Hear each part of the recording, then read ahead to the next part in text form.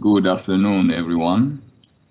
Welcome to the Josoor Institute Research Panel. 5 years of research in sport and event industry in the MENA region. Lessons and open questions. Research was identified as a fundamental component of the Josoor Institute mission and vision when the Institute was launched in December 2013. In 2015, the first sizable study was launched and was conducted. Sports and event industries in the MENA region.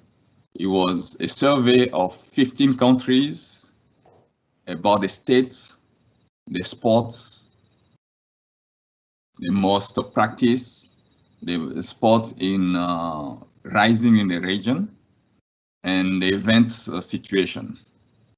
The second study we did in 15 was fan engagement in the Middle East.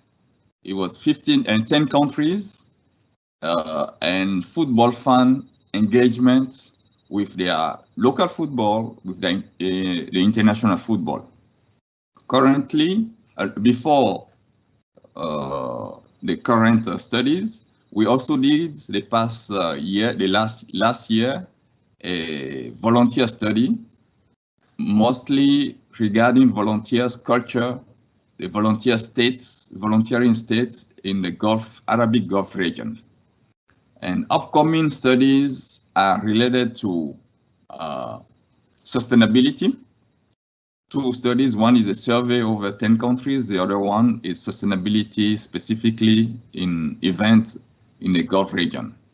And we also did the past year 25 case studies, and upcoming year we'll have another batch of 25 case studies. I will take the opportunity to thank all the colleagues at the Supreme Committee from the sustainability team, tournament readiness, and other departments who always give their time to be informant, to be a reviewer, and to help us work on our studies when we need them. Before I introduce the panel, 2 housekeeping points. The first one, for asking questions, please use the chat. I'll do my best to convey your questions to the panelists. And the second, the session is recorded and will be available after the live session. I'm Gérard Akines.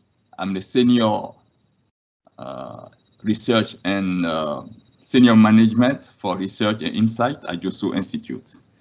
The panelists, I'm going to introduce the panelists, is a great panel of very knowledgeable academics and practitioners in sport and event management. Dr. Mahfoud Amara, it's Associate Professor, Director of Sports Science Program, Qatar University. Dr. Kamilla Swart, Associate Professor, Sport Management and Entertainment at Hamad Ben Khalifa University, HBKU. Nicola, McCullough, Lecturer in International Event Management and the Business of Sports, University of Salford-Manchester. Nicola has a double hat.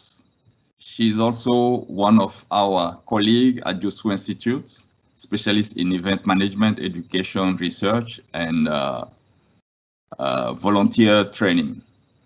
And Professor Holger Preuss, Professor of Sports Economics and Sports Sociology, Johannes Gutenberg University in Mainz in Germany. There's the last panelist. Then we will start with Dr. Mahfoud to give us a much deeper introduction about himself and his area of focus in research. Dr. Mahfoud. Thank you, Dr. George Kindas, for the presentations and for this opportunity for this panel. I'm also really pleased to be in the panel with colleagues that I know and have been working with. My name is Mahfoud Amara. I'm the Associate Professor in Sport Management and Policy at Qatar University. I'm the Director of Sport Science Program. And my work is on, mainly in sport policy, also on governance of sports, and trying to make sense as well of the link between business, politics, and culture of sports, particularly in the region, particularly in the Middle East and North Africa. When it comes to Qatar, I have started working on Qatar since 2006. It was an important time for Qatar. It was the first major event that was organized by Qatar back then, which is the Asian Games. And I think it was an important moment, key moment when it comes to Qatar strategy in development of sports. Since then, have been working on other topics related to, for instance, the migration, sport migration in the region, particularly migration of professional athletes, coaches, and other professionals in the sector of business of sports and sports science provision. I worked also on the business and politics, or the geopolitics of media sports broadcasting, looking at Al Jazeera Sports when it was first launched, and then how it evolved to become, afterwards rebranded as beIN Sports, and how beIN Sports, became also international brand, expanding to other and other areas. Have been also working on recently on the reforms on football governance. Particularly now that Qatar is hosting the FIFA World Cup, there is more, pressure, or for more reforms to be implemented in sports sectors, particularly with regards to meeting, the values of good governance. So we looked at how the football industry and the football governance is also adapting and adjusting to this, in terms of its reform. We have been also within the sports science program. We have a sports management major, so we train sports students from the region, on sport management, of course, in collaboration with Josoor Institute. And we have been also working on with colleagues, Dr. Wadia Ishaq, on social impacts of major sports events. And recently we have been also working on sport for development agenda as well in Qatar, how Qatar is positioning itself in this agenda. So this is briefly what I've been working on recently, and of course I will be more than happy to talk a little bit in details about those topics. Thank you. Thank you, Dr. Mahfoud. I think next will be Dr. Kamilla.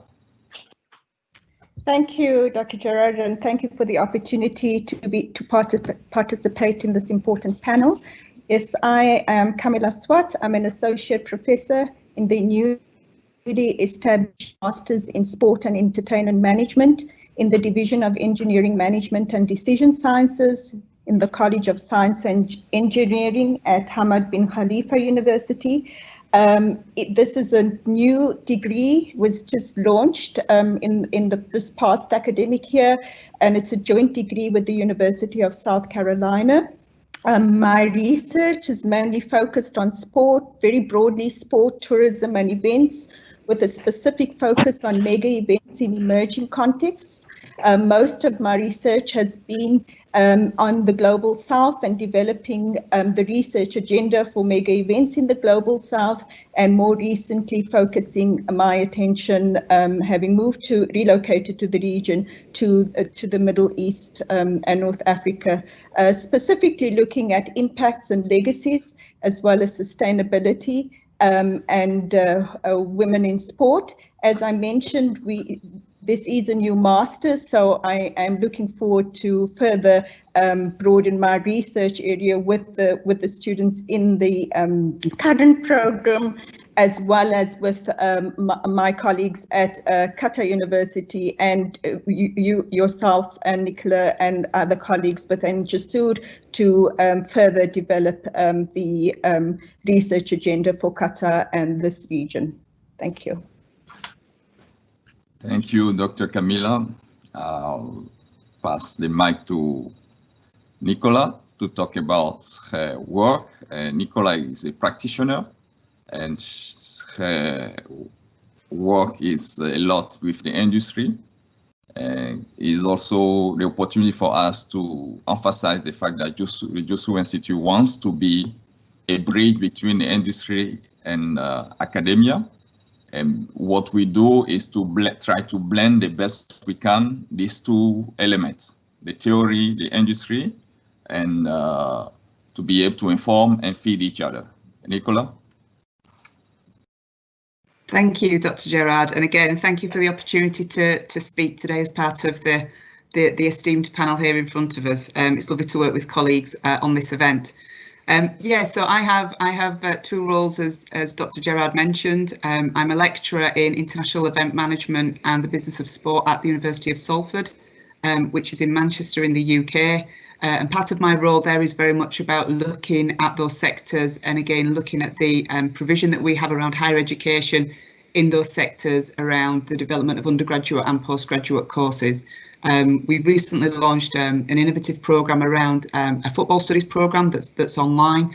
So we're really pushing the boundaries, I think, as a lot of HE institutions are wanting to do at the minute around online learning, and this is something that we've already got up and running at the university. So we've been busy doing that over the past 12 months, but I think now it's even more prominent that, you know, we have a real strength around our online provision, which again is something that I think all higher education institutions are going to do across the world. But again, I know it's something very, very dear to Josoor Institute as well, in terms of looking at their diplomas and their education programmes and how much of this we can develop online. The second hat, as Gerard mentioned, is I also am involved with the Josoor Institute, and I have been since around 2014. And part of my role is their subject matter expert in events management. So I've seen a real shift in terms of the events management industry in Qatar. And now we're at a place whereby we can really start to focus and look at the professionalism that we have in the sector and what we're doing in the sector to be able to really encompass that and start to build bridges with other sectors as well in Qatar. I think there's been a real steer and a real push to make sure that it is world class and it's sitting on a global stage. And I think now the eyes of the world are starting to recognise that. So I think the sector is really going from strength to strength.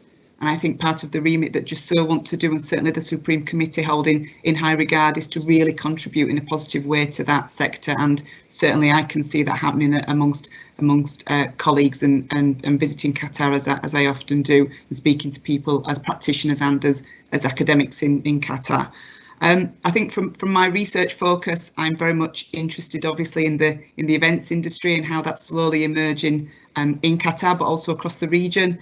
And my research interests are very much around volunteering as well, and that's something that I'm working with colleagues in the Supreme Committee with around some of the amazing innovations that we're working on around our volunteer training programmes for test events that we've got coming up, and also obviously for the World Cup in 2022.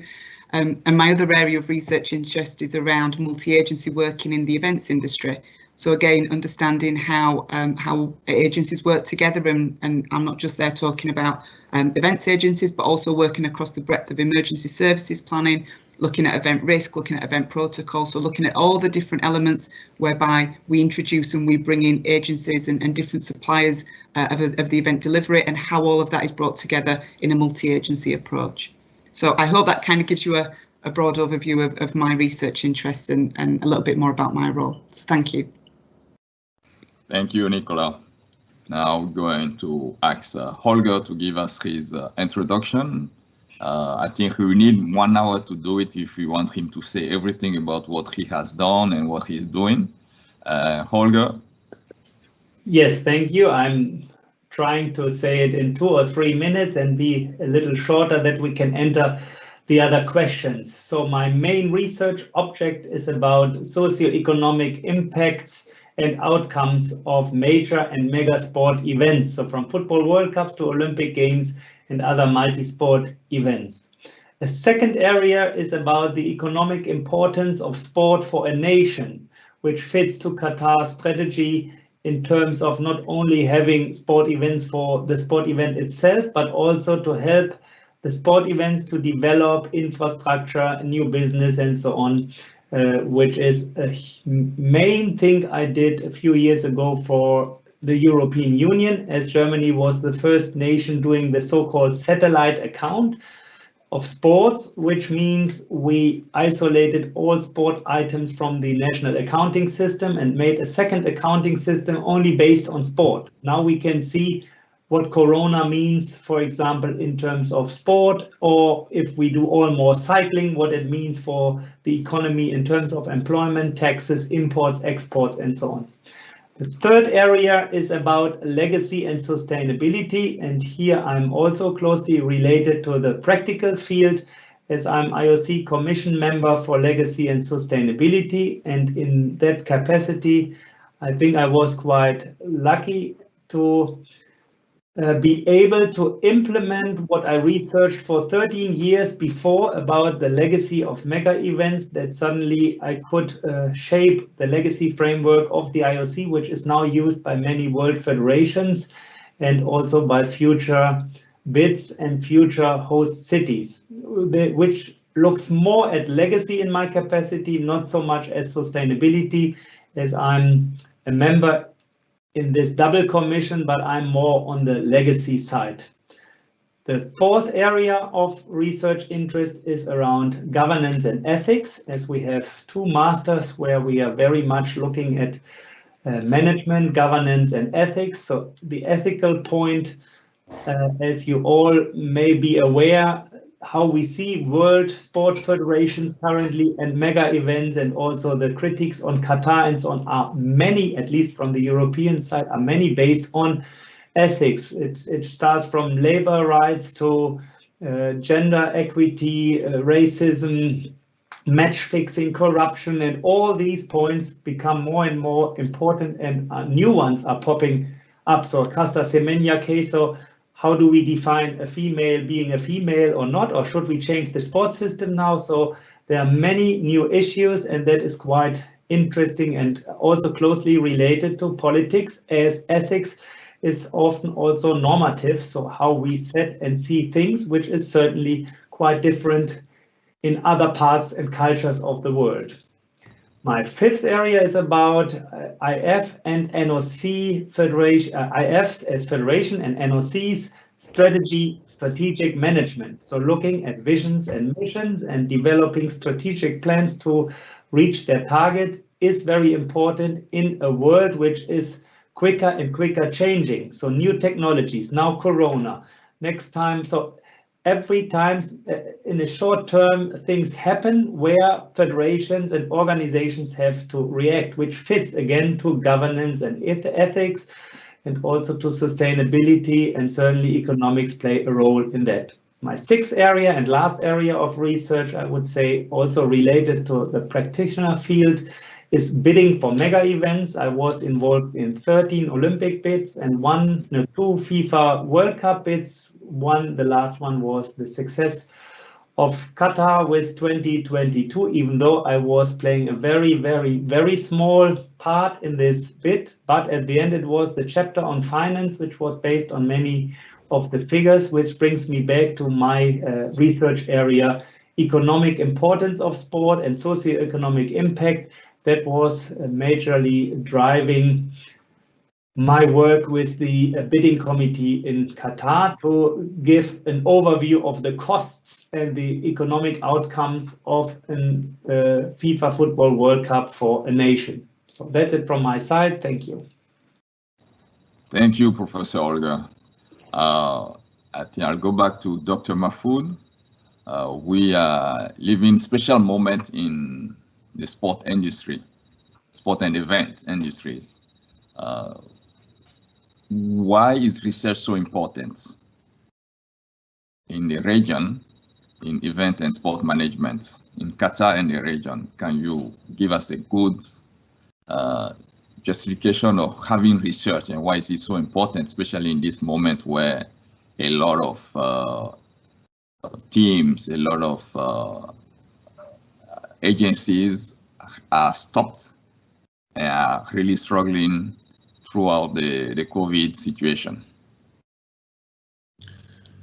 I think research is important everywhere, and I think not only in Qatar, but everywhere. We need to make sense of what is happening in relation to sports and how sports can help us to understand society, how society is evolving in different moments, different times, including in times of crisis, like we are now, times of COVID pandemic. And by the way, I mean, it's interesting that during this crisis, sports came as one of the area with one of the themes, hot topics, so despite all the rigid kind of policies that were put in place, to try to confine, to limit this kind of pandemic, but the different governments were allowing space for people to practice sports individually or in the community in a safe way, because now they understand the importance, or we come to understand the importance of sport more than before. And of course, when it comes to from a business point of view, we have seen that many people are affected by because of the professional sports events are stopped, and then now we can see the size of the effect when it comes to sports. So not only, so when you talk about sports, it's not only those who are directly participating in sports as athletes or administrators, but we have a whole industry that is directly or indirectly affected by that. But when we come back to Qatar, I think that it's a fertile kind of terrain. We don't know much. There haven't been many studies. I have been working on sports and management policy in the region, Middle East and North Africa, since my PhD when I was at Loughborough University back in 2000.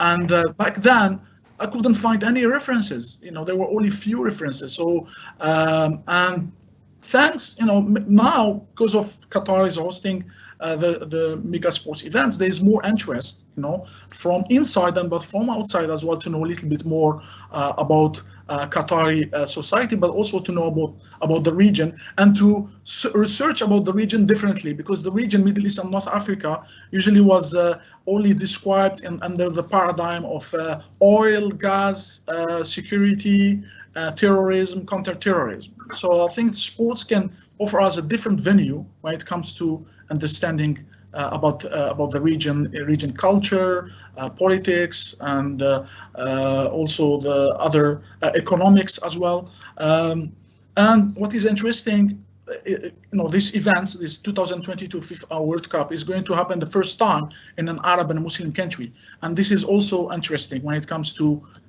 contribution to knowledge. Most of we have seen a shift, of course, recently of those mega events moving, let's say, from the center, from the west, to the what we refer to as the periphery, other developing countries, and this is bringing completely different dynamics to know about mega sports events and their impacts.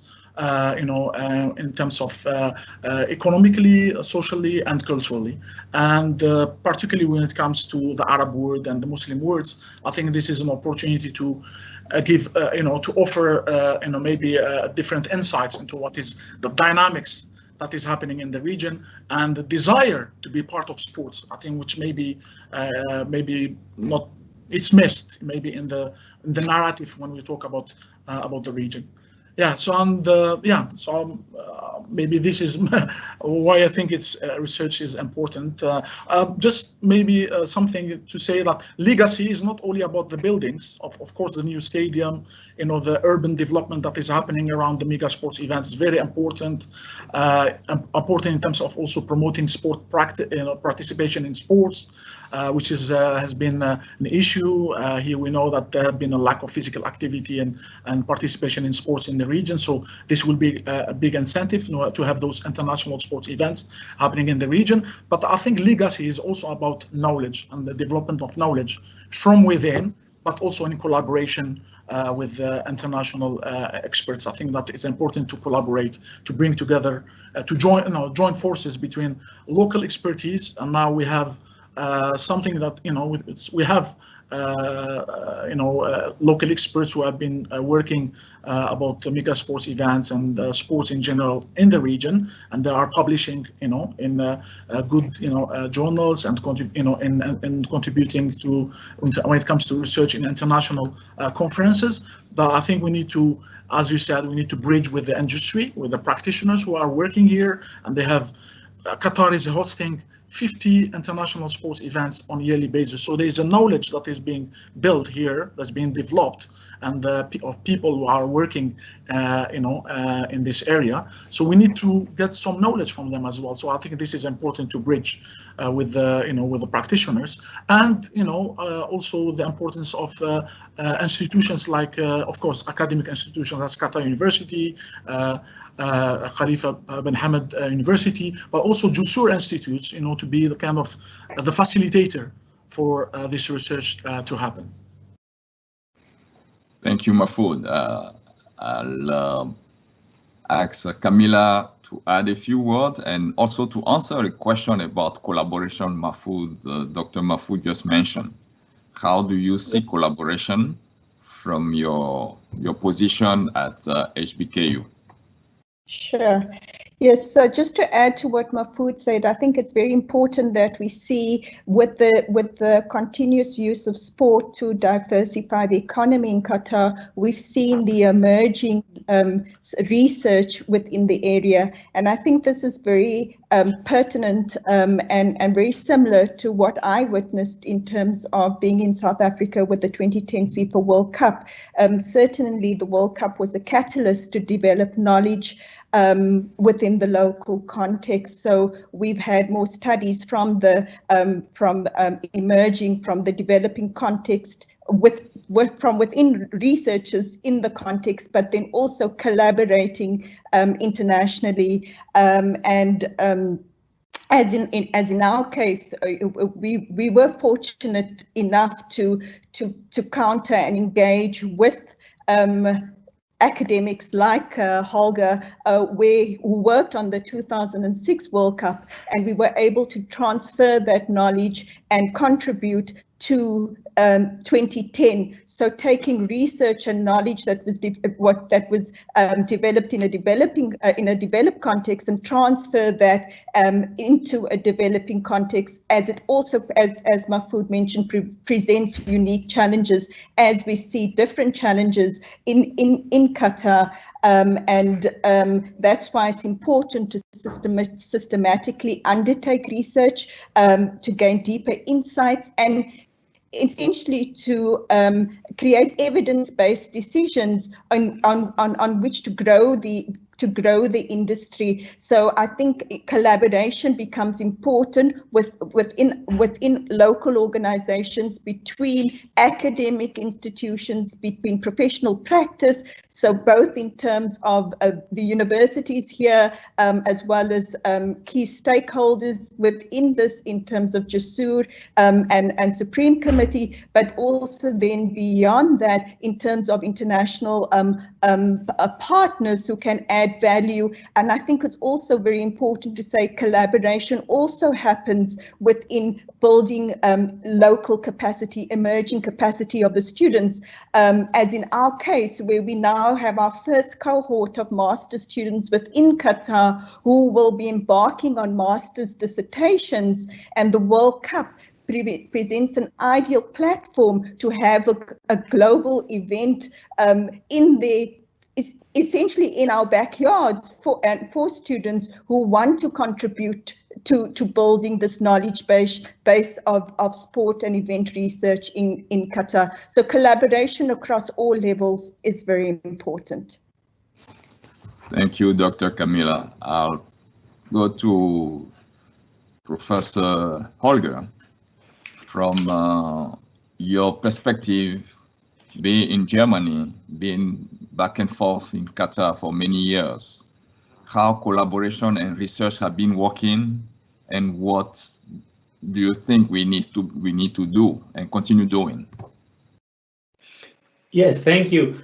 In particular, collaboration is very important for every research project, because being just an academic sitting somewhere and reading some books never gives you enough insight. So you need someone in collaboration to work with to reflect what you are writing. So in many journal articles nowadays, we see there's not only one author, because the discussion with another person really brings more insights, because you're not able to know everything from one perspective and one person. Plus, even though if you would read everything, your one opinion is probably not reflecting the diversity. So to have research only, let's say, in one country with some researchers is also not as good as trying to make it a little more international and get outside views in. So therefore, I think that is important. Plus, we need a collaboration between academics and practitioners, because the academics know how it should look like and what the logic is behind, while a practitioner knows all the particular cases. So the academic can learn and reflect the particular cases and gets the insight, how it really is, while the practitioner gets then the overall explanation why things developed as they developed. So a collaboration here is also very good. Also important between researchers, I mean, among us, for example, and I did something with Mahfoud and Kamilla, is also to get different research perspectives or knowledge of different methods which were not known so easily.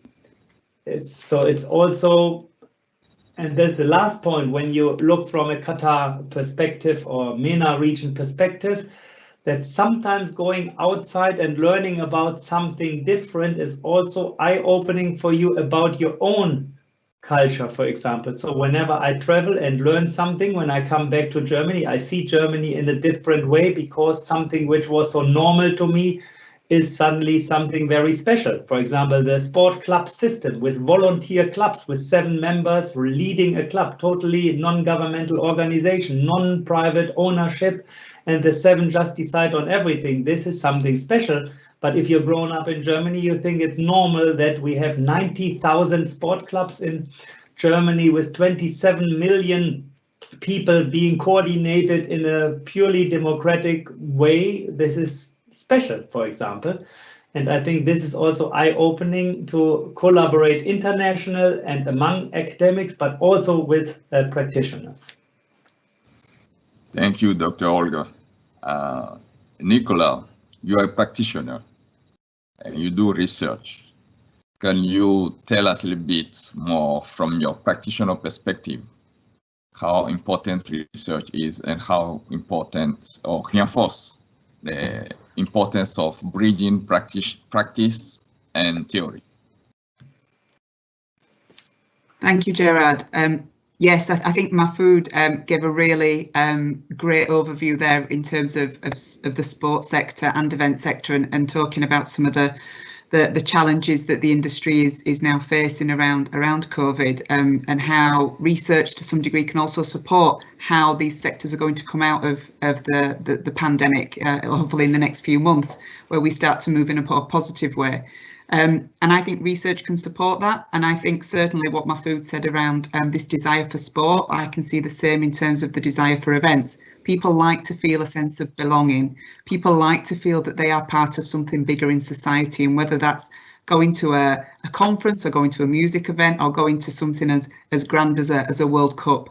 I think it's important that people start to feel that they get that sense of belonging back. So when we start to look at research in this area and we start to look at what the experience economy means, it's really, really important, and it underpins, like I said, how sectors, how countries, how the industry is going to start to move in a more positive way, hopefully out of this pandemic. I think it's also important that research develops a benchmark, and I think this is something that is really important in Qatar. And I think all of the collaborators on this panel, along with other academics in the region, are now starting to provide that benchmark for Qatar to demonstrate the professionalism and the high level of expertise that is in the region. And I think, Kamilla, you alluded to it when you mentioned about the legacy part of research. It's also about understanding the importance of human capital and human development within the region, and linking into the 2030 national vision around making sure that we have a strong and ready workforce to be able to deliver the World Cup. And again, that's not only through training and delivery, that's being underpinned by research, by the theory that's out there, by the evidence base that's been out there from previous events. And that's, as practitioners, how we learn to develop a seamless and a successful training programme, knowing of the best practice and maybe the not so best practice that went on in previous events. So research allows us to utilise you know, what went well, what didn't work well, and for us to really then develop and shape a model and an approach to training or to education that you know, really would be best practice, because we've learned lessons from previous events.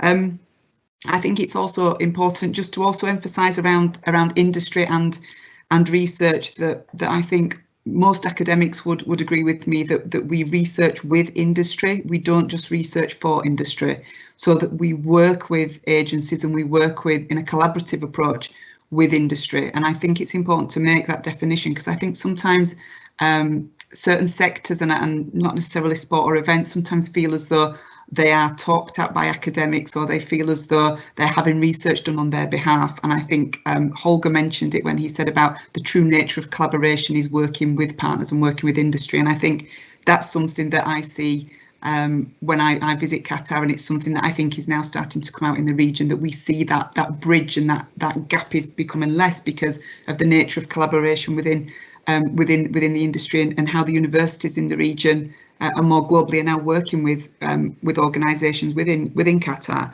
And the great thing about the events industry as well is it's still very much in its infancy in Qatar. It's still wanting to be shaped and developed in a professional way.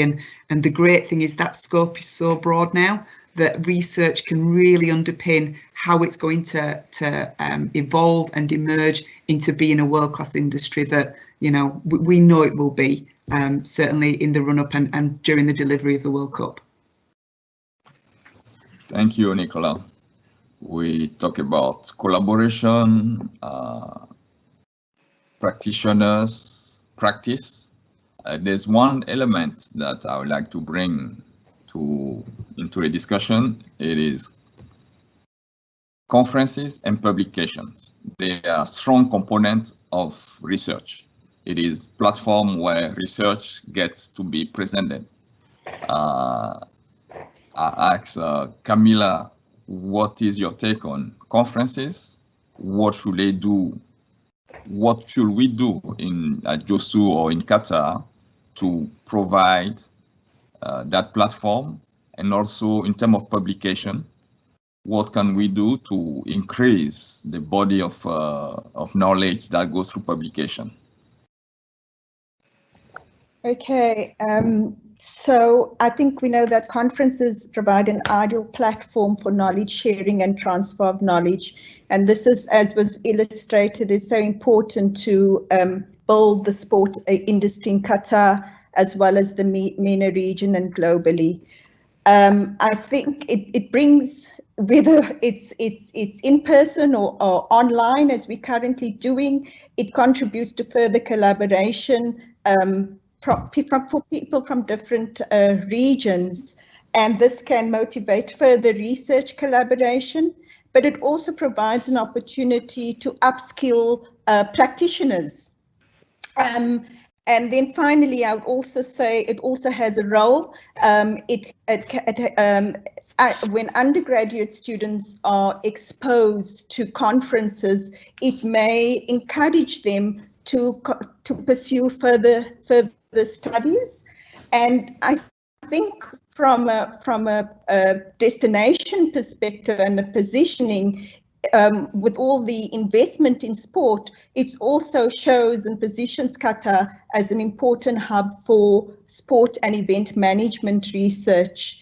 Publication is important in generating new knowledge and building the knowledge base. And as Holger said, in terms of collaboration, we are increasingly working on many different projects with many different partners, and this certainly takes the development of the knowledge base even further. But I think particularly important in what Josoor is aiming to do, as well as us as academics in the region, to build locally relevant places. Thank you. Dr. Mahfoud, you are one of the most published scholar on in the MENA region. Tell us more about why is it so important to publish, and why is it so important to participate in conferences as a scholar and also as practitioner and graduate student and student in general. Thank you for this. I don't think because maybe I'm the most published because there are not many around, you know.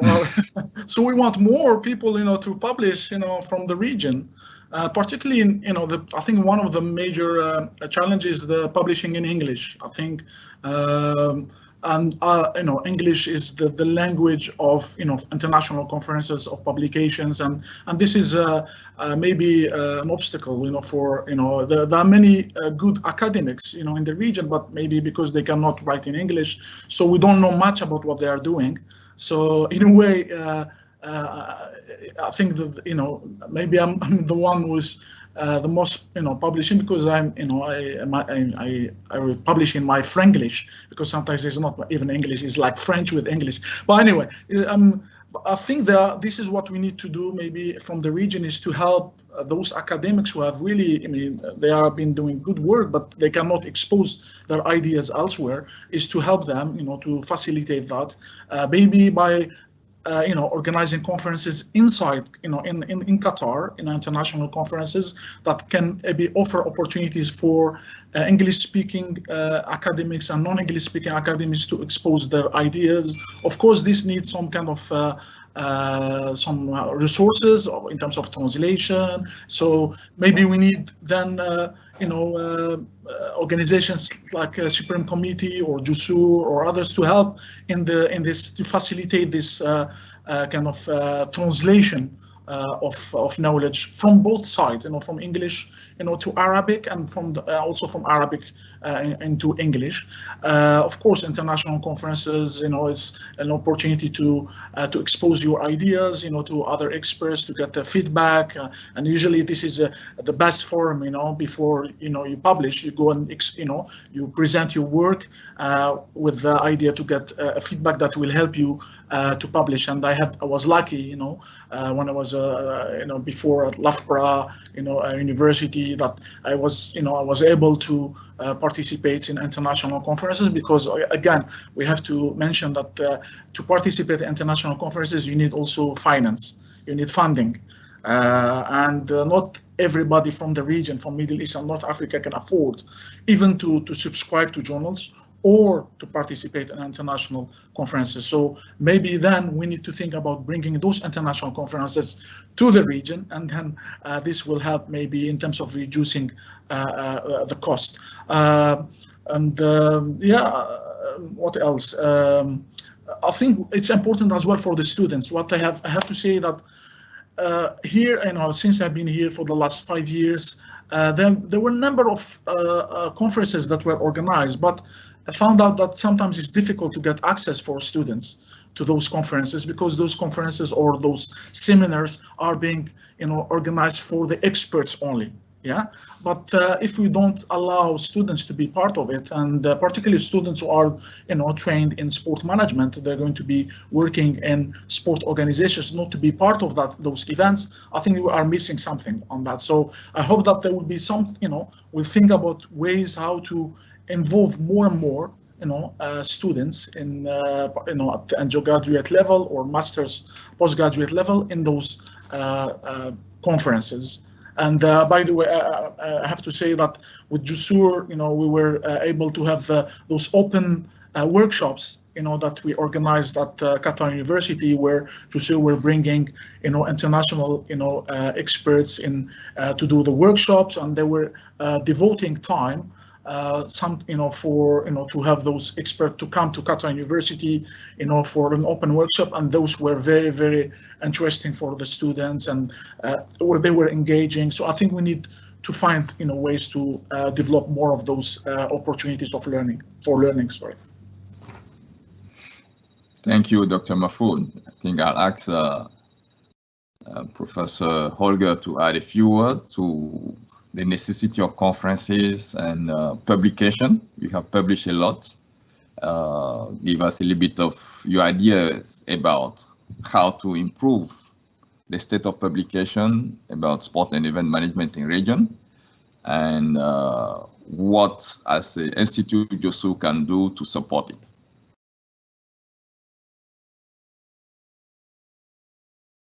You're mute. Yes. So thank you very much for giving me the word. Yes, just quickly, I think conferences are very important. As I said indirectly before, they are a melting pot for ideas, I would say, and a place to get to know each other and to build up trust. So, for example, when we have conferences outside the MENA region, and then it would be very good to have more participants from the MENA region or from Qatar participating, because the first step to collaborate and to get to know others and to learn about if you can trust someone is by personal contact. And that is one of the main ideas of the conference, is also to get personal contacts, not only in presenting, but also at all the side events. And there it's also important to not stick together in your cultural group, but also to spread and mingle up with others. Second, I would say publications are very important, as they are a long-lasting proof of results, and they can potentially at least kill the fake news which are around so often, because if there is no standpoint and no research done, how can we work against wrong information just put in the media? As publications are then available for a long time, at least the media or others can refer to it. But you were asking me, how can we improve that? As I said, first is to get to know each other, maybe in collaboration, so that some Qatari researchers, for example, when they're at conferences, meet others and start writing papers together, as the inside knowledge of Qatar can only be given by going personally there, or, and this is not enough, having someone who knows more about the subject and how things are organized in Qatar, while maybe the researchers don't feel confident enough, or the English skills are not good enough, or they are not experienced how to get a paper into a good journal.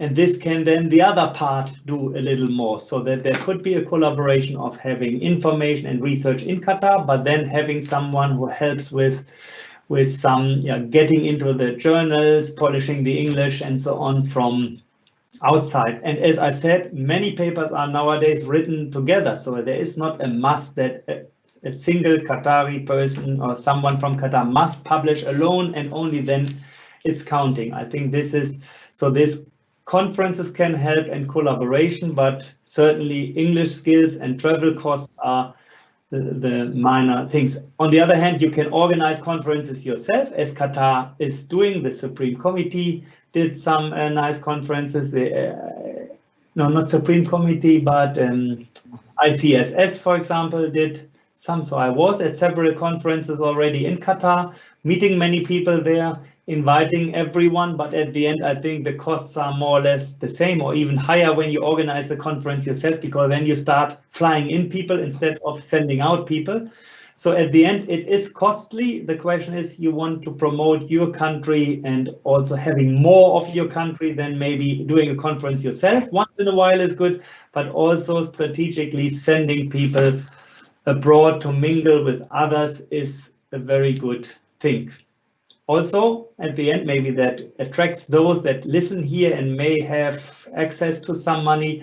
It helps to gain international recognition. If, for example, there are not many MENA people, MENA country citizens participating, and if we would have more and more from Qatar, certainly you suddenly see, oh, in Qatar something is going on. And that is really a lot international recognition first, and then also reputation in a, I think, very smart way. We can see that in Europe, for example. I'm always surprised in sport management and events. We have many from Portugal. Portugal is a small country, and there's almost none from Italy. So Italy is a 10 times bigger country and not more wealthy anymore, maybe, but that's surprising. So a small country can really set a point here, yeah, participating in this area, and then at the end you also educate people outside the MENA region that there is also a good research done in the Arabic world. Okay, that's from my side. Thank you. I think we will move to a more specific topic, the FIFA World Cup. It's a once in a lifetime opportunity for a region to host a World Cup, especially when you are what we call the South or the periphery. How can it be leveraged right now, from now till the World Cup and after the World Cup, to build this sport industry in terms of knowledge, but in terms of human capacity, from a research perspective? I'll start with Nicola to give us her insight as a practitioner. How can an event of such magnitude can be leveraged to provide to be a catalyst really for a region to grow its knowledge and human capacity? Thank you, Gerard. Yeah, I think, again, one of the great things with Qatar is it's now starting to showcase and benchmark some of the great work that the Supreme Committee have been developing and delivering over the past few years around becoming event ready for 2022 with some of the test events that have been delivered and the success of those. I think it's really important, again, that they also look, and I think practitioners are doing that and looking beyond Qatar and across the region and across the world with other events. And it's going back to my previous point around some of the best practices that were delivered in Russia in 2018 for the World Cup. And again, learning from those events and seeing how some of that can be capitalised and shaped into a Qatari context, so that when we're starting the process of the lead up to the few months before the World Cup, in the lead up to the World Cup, that you know, Qatar is very much event ready, which I'm sure we all will be. I think, again, it's also looking, like you said, Gerard, about the human capital side of things, and it's about making sure that the training programs we have are world class, that they're informed by not only by the research, but they're also developed in a way that we showcase what Qatar is good at, and again, understanding around how we're building that human capability and capacity. And you know, I know that practitioners working in the sector in Qatar are world class in terms of their recognition and their reputation. And I think attracting those types of people to come to Qatar to really develop the training programs and the initiatives and the innovation that's coming with that, I think is world class, and in some respects I think it's groundbreaking, because I've never been involved with an event on this scale whereby so much detail and attention to detail is taking place now, you know, prior to the event delivery. And this is not just happening now, it was happening 3 or 4 years ago, and I'm referring as well to Josoor Institute and the education programs that have been set up for a number of years. You know, this has been taken seriously from as soon as the bid was won, and it's really nice now that we're in such a strong position as a nation to be able to really keep pushing the boundaries around being innovative and having that space to be innovative as well. I think it's really nice that it's a very open country to innovation, for us to be able to push boundaries around, you know, the training and education programs that are being developed. And like I said, I think it's learning lessons, but I think more importantly, it's also about I suppose the importance and people seeing the strategic importance of the World Cup, not only in Qatar, where obviously it's so high profile, but across the region. There's I think there's a real respect for Qatar delivering this, and I think people have noticed and set up, certainly in recent years, that a lot of really good work is happening on the ground, and it has been maybe under the radar a little bit, but I think now there's much more of a showcase platform for the really good work that's going on. Thank you, Nicola. I think I'll ask the same question to Kamilla, but from the perspective of academic institution with students, how can we leverage the World Cup opportunity to improve and increase student experience, student knowledge, because they are going to be leading this human workforce for the World Cup and beyond? How can it be used, and what should we be doing to really take advantage of this opportunity?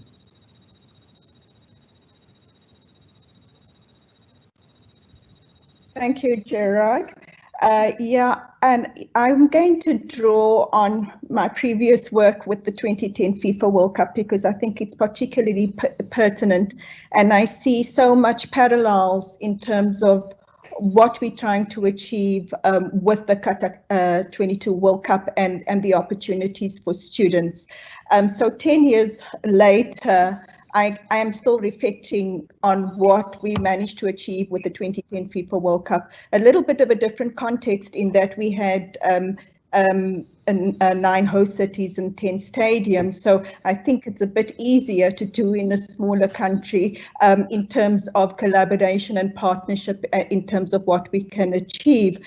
So from a student perspective, what we managed to do is to engage, and I, as an academic by myself, I started pushing a research agenda. From my perspective, I was seeing all this money being invested into an event, but nobody was systematically and objectively conducting research to provide evidence to support the outcomes of the event. And so we developed in partnership, it was local academics, and to build with international academics in collaboration, as I mentioned, where we started to develop and bring parties together and to understand who was doing what kind of research, and the engagement took place with the organizing committee. So very much similar in terms of, and I think you have a platform, Josoor Institute has a platform to build even further on the kind of ideas we had with the 2010 World Cup, because you've got an existing institution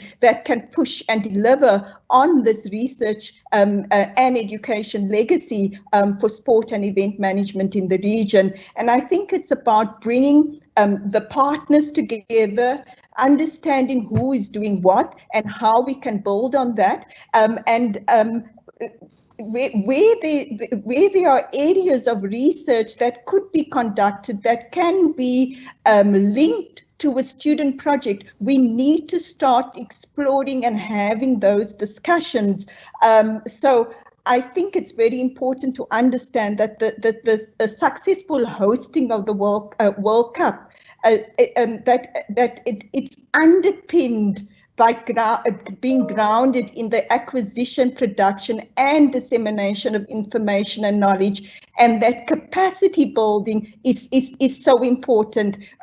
We need to bring the partners together in terms of the academics, the practitioners, the sports federations, and the students, and I think we will extend what we were able to develop around the 2010 research agenda even further by what has currently been happening. And so I'm really excited about the opportunities that the World Cup gives to our students, but also in terms of our courses, there's opportunities to take on group projects, and all of this can be sort of building blocks for evidence-based research around the 2010 FIFA World Cup, and then in terms of going forward for other major events in the region as well. Thank you, Kamilla. I think we have a few minutes left. We have a few questions from the audience, but they are very specific to the World Cup and what is being done, and the panel is more discussing general element of research, and I'll ask those who would like to reconnect with Josoor to send an email to info@josoorinstitute.qa or research@josoor.qa. then we can work with, we can answer some questions. And we have 2 minutes left.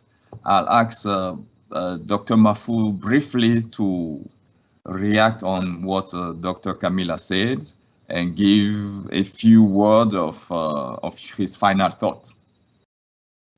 Thank you.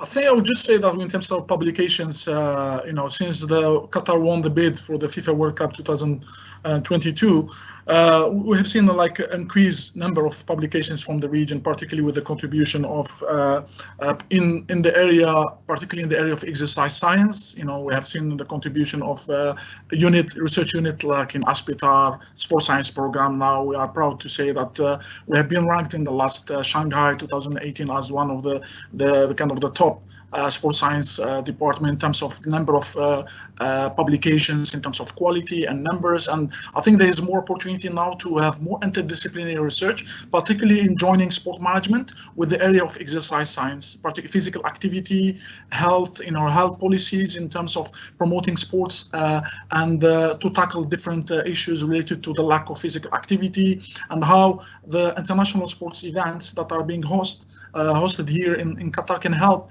in terms of informing policymakers when it comes to sports and health promotion, community sports development, sport for development area. And so I think that's something that we need to work on.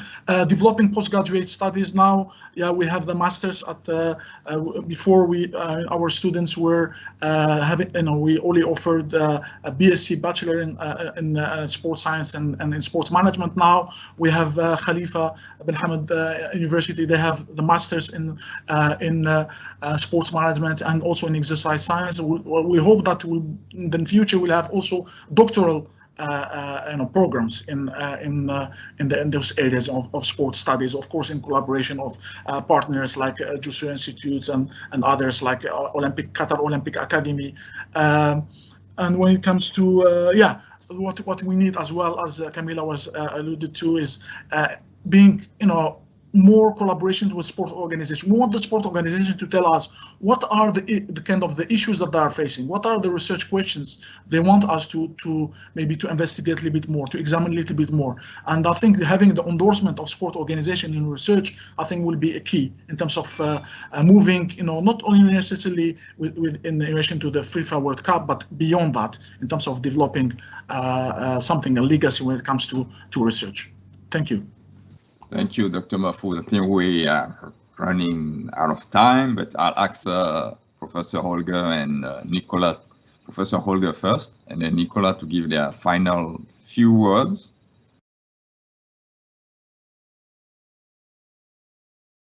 Yes, thank you.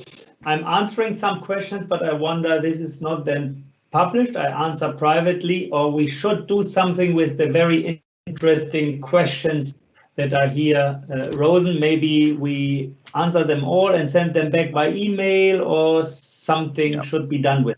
Okay, just quickly about the research question, and that's also my final word. My experience from doing research about FIFA Football World Cups is really the problem is that before the World Cup, the practitioner world is not really interested in research, because what they want is delivering the best possible event. So Supreme Committee would be a wrong address to ask for research, because their main concern is how do we deliver the best possible event, and they are not interested to have a long-term publication available on something after the World Cup that may be different. So I really experienced that in Germany. We got almost no support after the World Cup.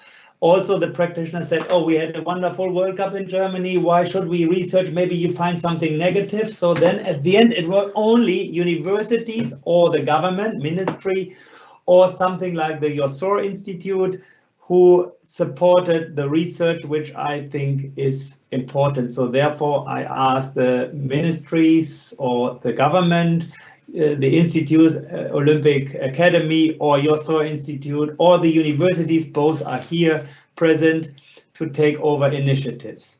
The second, and that's also a final contribution for me, is what I learned from the IOC, building up a world library of knowledge about Olympics and everything published about the Olympics. So who is collecting systematically all the research that will definitely be done about the FIFA Football World Cup? You have one of the most wonderful libraries as your national library, the National Library in Qatar. I visited when it was brand new, and it's really fantastic what they have there. And in terms of capacities, why not having a place where you systematically collect everything about World Cups or mega and major events, as you have all the World Championships in Qatar, also to build up a knowledge base for a potential Olympic bid. The last point would be, sorry, I said last already, now I have one last, and I think this is also a recommendation for the future. There will be a lot of international interest as well as students and national interest in research. And there needs to be a platform or someone who is coordinating this research, because there will be more and more questions for interviews and so on. If then Supreme Committee systematically says, we are not here for interviews and we have no time, as more and more students, academics and so on are coming, that potentially creates a bad mood that there's no transparency and they don't want to give information and so on. And this is not the intention, I guess. The intention is saying, I know that when I get from all over the world 3-4 times an email, can you give me literature about and so on, I cannot do that because it's not my duty. And therefore, without saying we allow research or not, but to coordinate the research, to collect it, to have some institution or platform to answer and to invite researchers also when they do something and to offer them, this is the platform who can coordinate that. Also maybe to say once in a while, no, this is too much. You cannot run questionnaires inside stadiums because everyone wants to do it. We have a clear procedure. You have to apply for that research. When you are picked, then you may be the 1 or 2 that are allowed to do questionnaires inside this. But I know from all Olympics and everywhere, this is always the problem. Where is the connection point between the research and academic world, the student world, and the knowledge hungry world versus them that say, hey, we organize a football tournament. We are not here to support university research. And that could be a chance for the Josoor Institute or to build up some institution. That was my final word on that. And thanks for having me here. Thank you, Professor Holger. I think I asked Nicola, we are past time now. Just a few words and then we close. Thank you, Gerard. I think from me, my final points is, I suppose, reflecting on what Holger's just mentioned. I think this is really a positioning opportunity for the Josoor Institute and for the Supreme Committee to enable all of those elements that Holger's just outlined, which was some of my comments as well, around looking at having a clear repository as a knowledge hub for everything that's going on within the region and outside of the region, and being able to collate all of that data and information so that it strengthens the evidence base, as Kamilla mentioned earlier, around the research that's been done on Qatar and for Qatar. And I think Josoor Institute are positions in a great opportunity to be able to really capitalise on this. And I think some of the projects and some of the future projects already reflect that around the research network that I know you're busy developing, Dr. Gerard, looking at how collaboration can happen internally, but also on a global level around people that are interested in this area. And I know that's something that you're championing at the minute. And again, looking at the sustainability of future events in Qatar, I think the knowledge hub and having a key focus in one institute or an area whereby we can have this as a repository is really important, because as Holger said, it's also about not just looking at 2022, it's looking beyond that, and it's looking at how more events can be attracted to Qatar. Why would more events want to come to Qatar? We know that because we work in the region and we know how fantastic the work is, but having that evidence base and then being able to say that this is what went well and this is why you would want to bring your major sporting tournament, your swimming championship, your athletics event to Qatar. This is the evidence base to show why we're good at what we do, and this is where we've got to. So I think Josoor's in a really strong position to do that. So yeah, from my perspective, I think it's very much just about bringing all of these elements together, and I think it's not going to be too long until I think we have that sort of establishment that has a real home in Qatar through Josoor. Thank you, Nicola.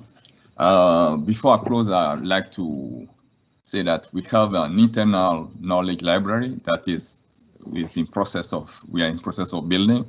It's not open to the public yet. It's not an open platform, but it's going to be available somehow after 2022. And Josoor is also building a knowledge hub. It's just an infancy level, and once it's up, I think you will all be contributors. I would like to give a special thank to all the panelists. Thank you so much for joining us. And at the back end of the whole system, Shahid, who took time to prepare everything, prepare all of us to use the platform. Thank you. And hopefully all we discuss will get some outcomes in the next few months and ongoing. Thank you all, and thanks to all the participants. If we didn't answer the questions Holger said he's going to answer, you can send them to me eventually, and who wants to send us questions, research@josoorinstitute.qa or info@josoorinstitute.qa. Thank you all, and see you for the next panel, next Josoor webinar. Thank you.